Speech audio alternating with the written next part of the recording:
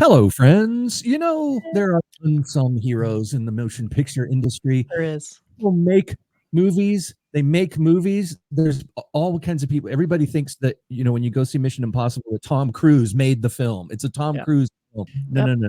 Tom Cruise is one tiny fraction of the people who made the film. A lot of people do really dangerous things. And, we're talking about stunt people. And so we're probably talking about that Ryan, what's his name movie. Yeah. We're not talking about craft service people, because that's kind of dangerous too. Craft service people are just as Next episode, important. They're just as important. They are. In fact, more important in some ways. But you're hungry. Right, exactly. You don't want when you want a snack. Yep. You don't want the hangries on set. Gotta feed the crew and the cast.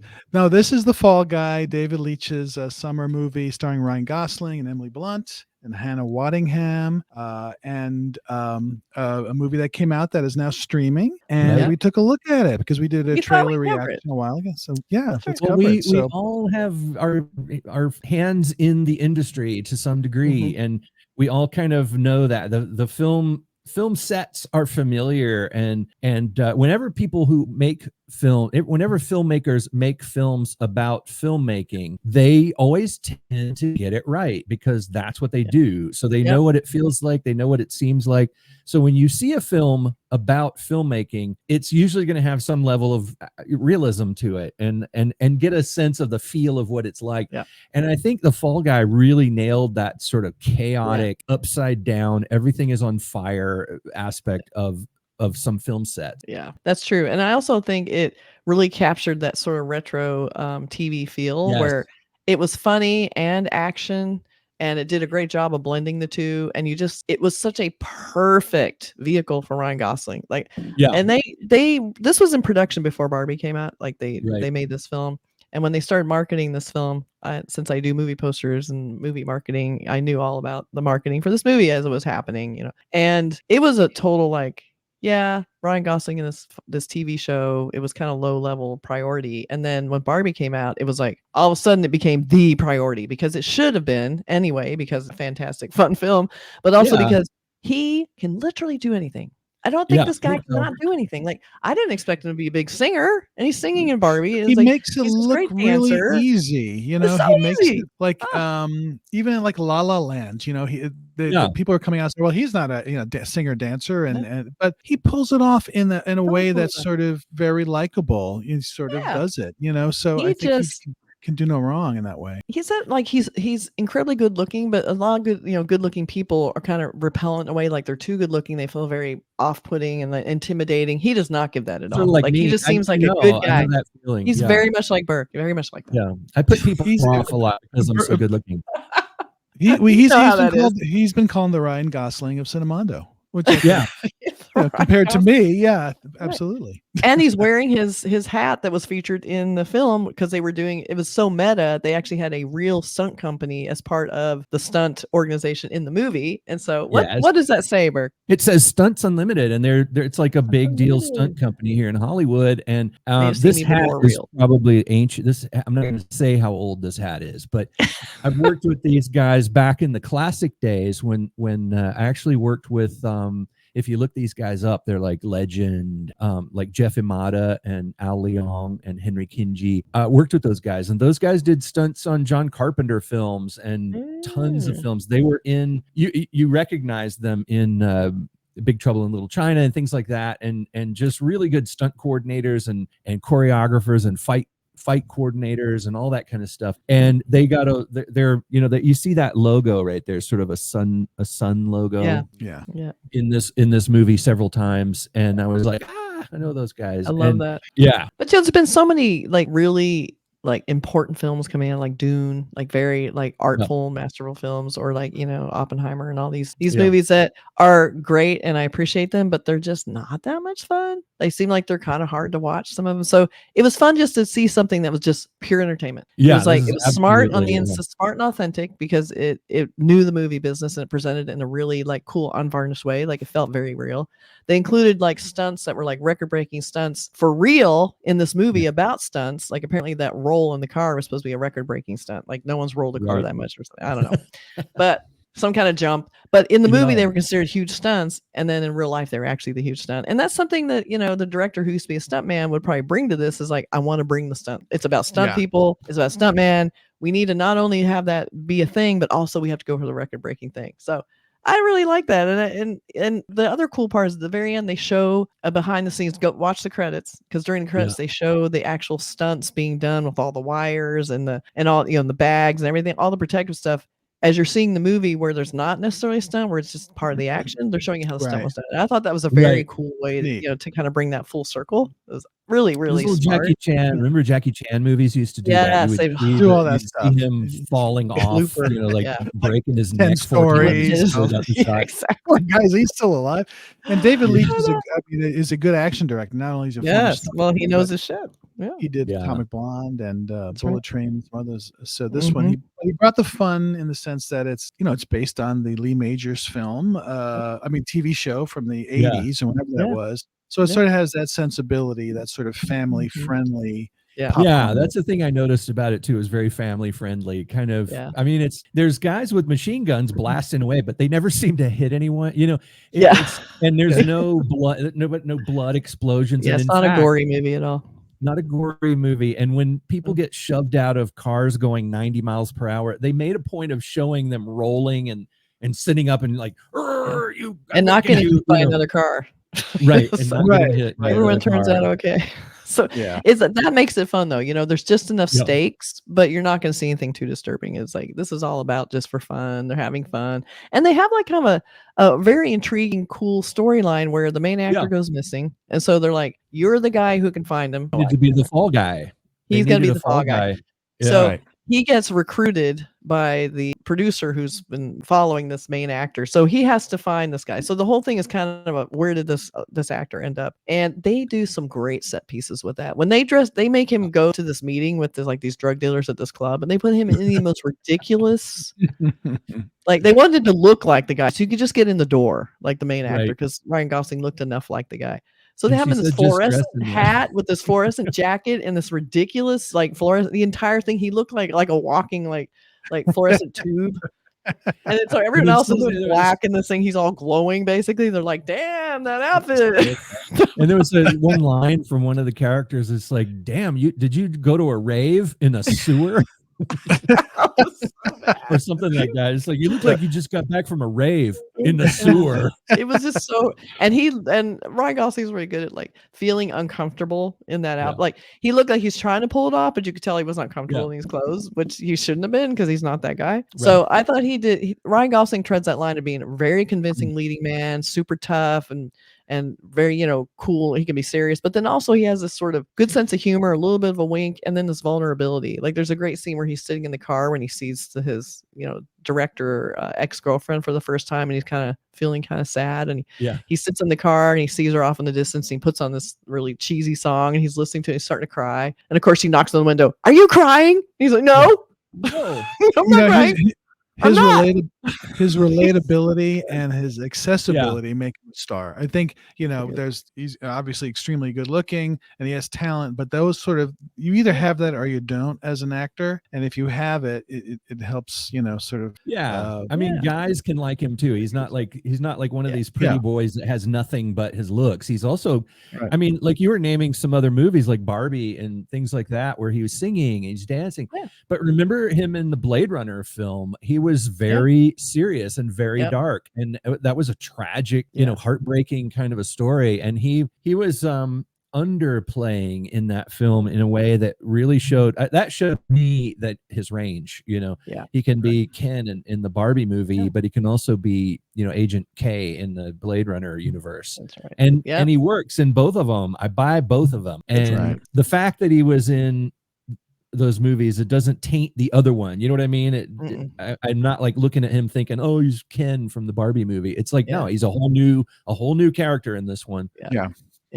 And he was kind of a revelation because he done Drive, he done like you said, like Blade Runner, and then he kind of disappeared for a little while. I think he was doing the dad thing for a while, and he just and then he kind of came back. And I remember seeing shots like, "Oh, Ryan Gosling and Barbie." I'm like, that's kind of sad. Like, Barbie? Like no one knew Barbie was going to be what it was. We were all like, he's in a kids movie. Ugh. And then when he pulled it off and he was fucking great and incredible, you're reminded like, holy shit, this guy is incredible. Like he's so funny and he can sing and he gets what he's doing there. Like I'm this good looking guy, but I'm making fun of the good looking guy at the same time. And he somehow pulls it off. And they still give you what you want. Like in Fall Guy, they're making fun of him. But they're giving you what you want.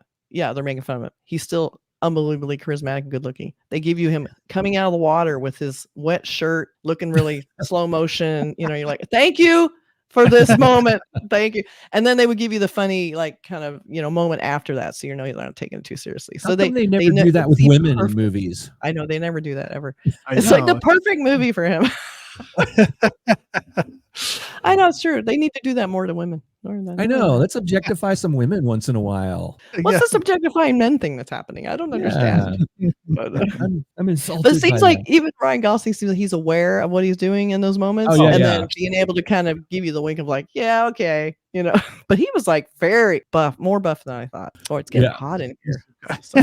Well, we better go before things get a little too spicy. It's a good if you're take a break.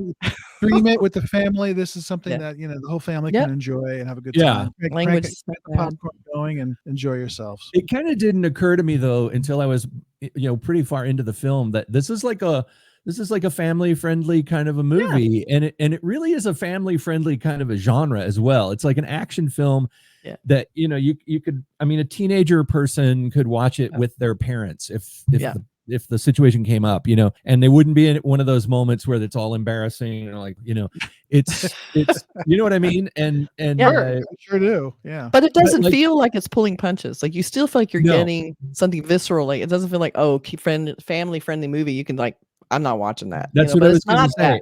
It's like it doesn't make you feel like they're being, they're holding back or whatever. It was full violence, but in a sort of almost action way, not cartoonish, but just like an old school action film, like a film that you might see in the 70s or something like that, like a Smokey and the Bandit kind of a level of action. And the stunts, of course, it's a movie about the stuntman, and the stunts are incredible in this, and really fun. And there's some real suspenseful stuff in this, and things where there's a device and somebody's dropping it in the helicopter, and the helicopter's turning and they're trying to grab it, and the bad guy's got it now, and now the good guy's got it. It's one of those kind of things. There's all these tropes, but they do it so well in the film. And then there, the cavalry comes in, all these moments, all these tropes, these things that that are so familiar, but they did them so nicely in this film that it was fun all the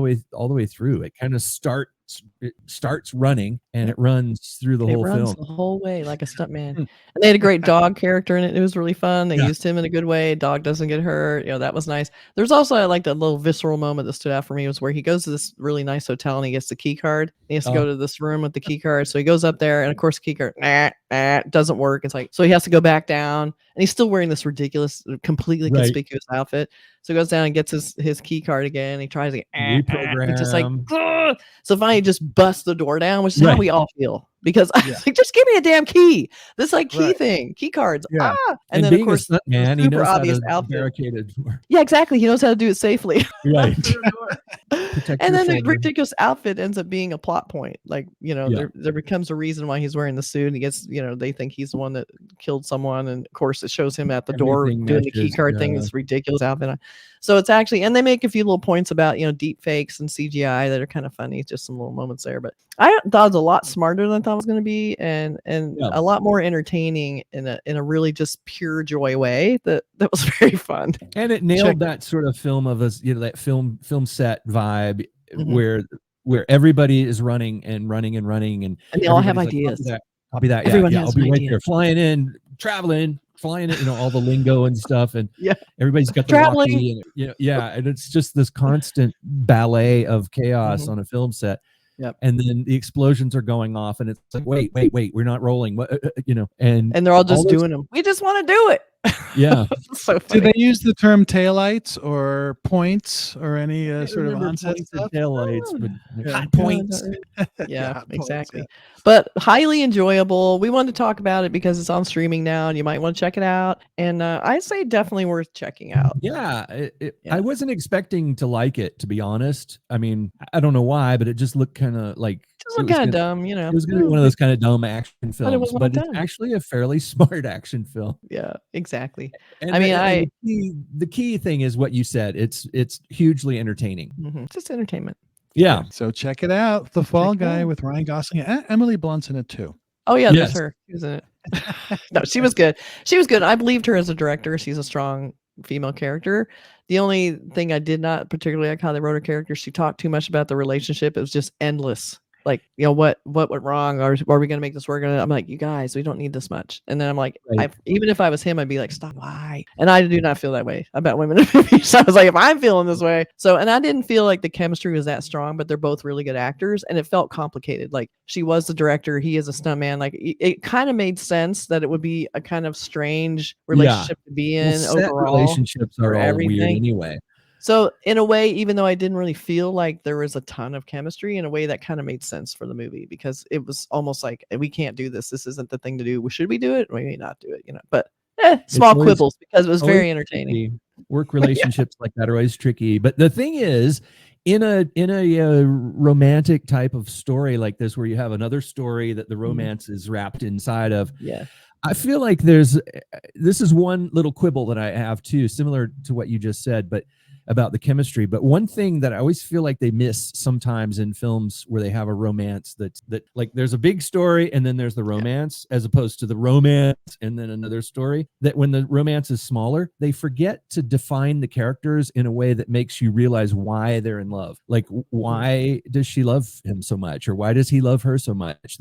I feel like if they interjected a few more scenes of, I mean, you also mentioned him sitting in the car listening to the cheesy song. There was a romantic memories montage at that moment, which I thought was hilarious. Right. Like the slow motion of them, like being goofy and doing funny things together. Yeah. And that's what she like interrupts his montage. Yeah, really I mean, I see why she's in love with him. I mean, just look at him. Seriously, it was just ridiculous. It was ridiculous. Every time the camera was on him, you could see the camera sweating. It was just like, holy shit. But you know, if there's a thing, that montage of memories, you know, if we had a little bit of that feeling, because in the context of the film, you have to realize he's not Ryan Gosling. He is a stuntman, and he's a guy that is working like everybody else. He's another person on the set, and when there's relationships on the set, there's all kinds of complications. And the idea of putting in I feel like they could have had a few more scenes of like, what makes him so great, what makes her so great, besides just the looks, you know.